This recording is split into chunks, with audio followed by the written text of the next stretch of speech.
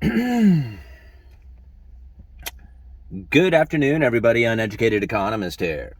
So, is it just me, or am I like the only one who believes that the Federal Reserve does know what they are doing? I mean, everybody out there seems to think that the Federal Reserve has no idea what they're doing. They are clueless. They are completely destroying the economy. And if they are continue to go along their path, then everybody is going to die. Right? I mean, that seems to be the case with every article I am reading.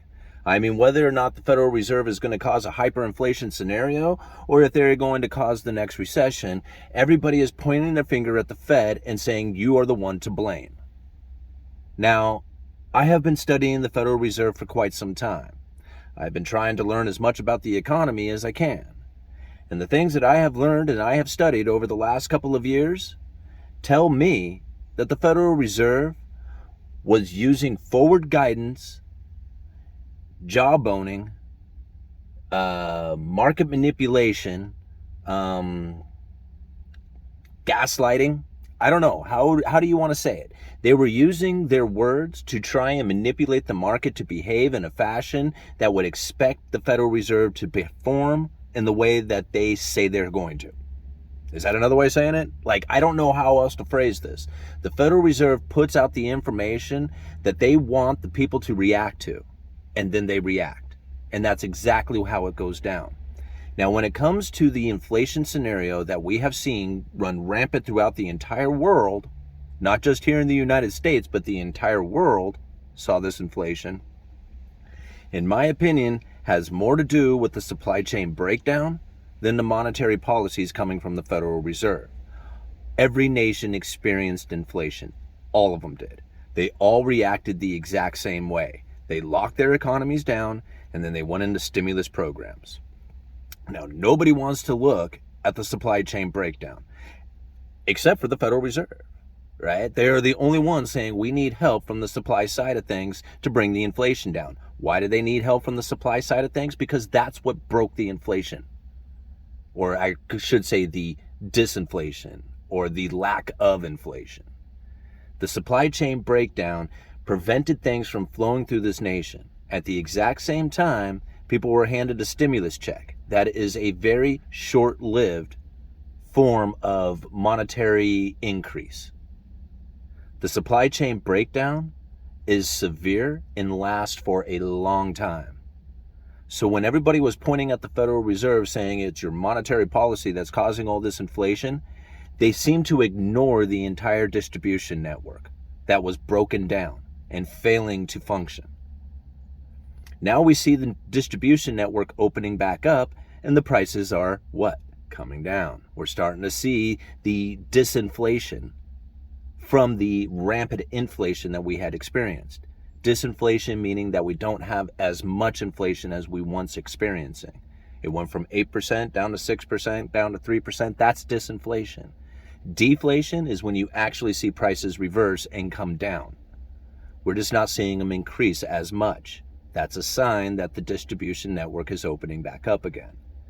And now this is something that I said a few months ago. I said once they end all the mandates, once they take away the mass mandates, the vaccination mandates, all those mandates, all the stuff that was restricting the flow of merchandise and people and all that stuff out there, once all that went away, I said the distribution network would start to open back up again and we would see all this inflation, this rampant inflation go away. And that's what we're seeing.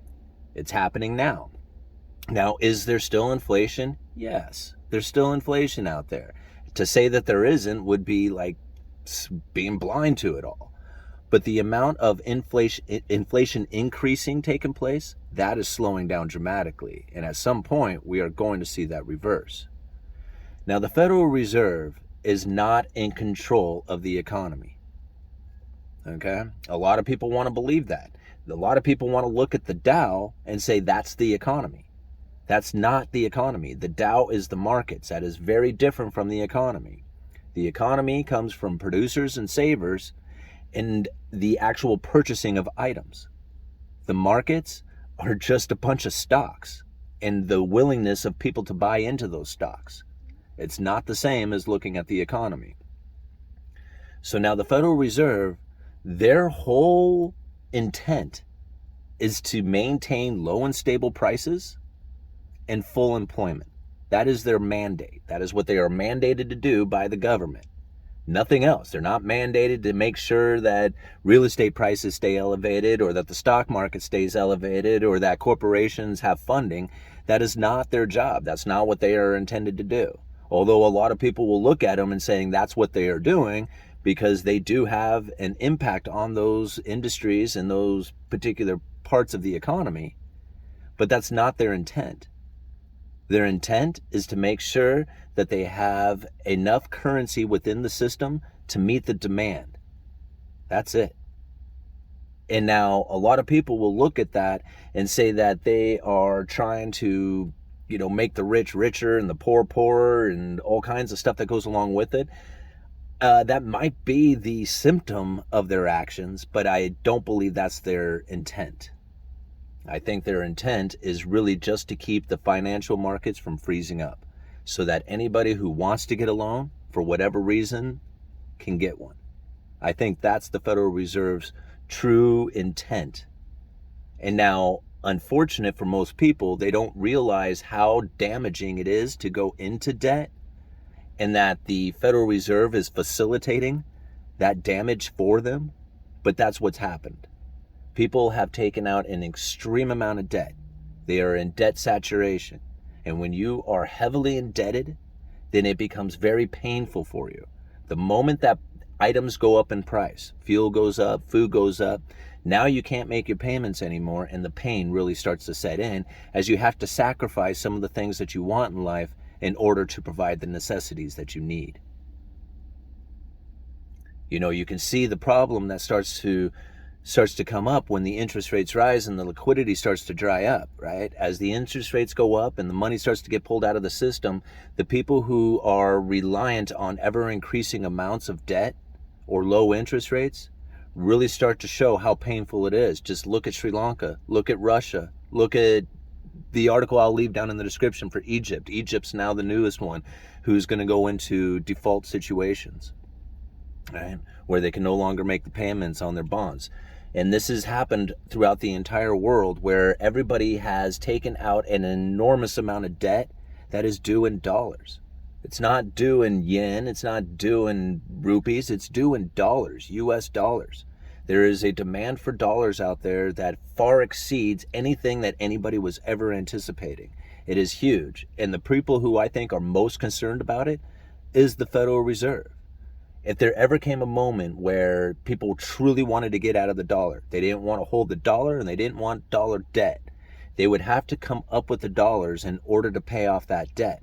And there is so much dollar-denominated debt out there, it makes me wonder if the Federal Reserve could even print at a pace that's fast enough to pay off all that debt. You're going to see the dollar bubble into something that nobody was ever anticipating. Nobody thought the dollar was going to strengthen to this point. And nobody thinks that the interest rates are going to stay elevated for a significant amount of time, but they are. So just give it some time and we will see the pain become so intense that the Federal Reserve will be begged. They will be begging the Federal Reserve to lower interest rates again and to go into some sort of stimulus payments. And I bet anything it's going to happen in 2023 with the introduction of the central bank digital currencies. The Federal Reserve has pretty much already announced that it's going to be coming in sometime in 2023. And if you think about the lifting of interest rates taking somewhere around 6 months to a year before it really starts to impact the economy, that timeline is almost perfect. I mean, think about it. A year from right now, the Federal Reserve just hit neutral on their interest rates, on the Fed funds rate.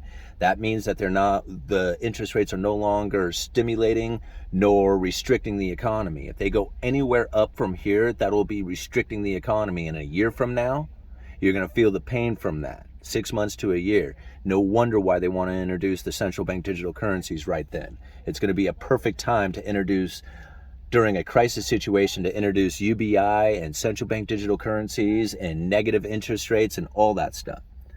You watch and see. The next crisis is going to bring the central bank digital currencies with it. All right, uneducated economist, you guys let me know.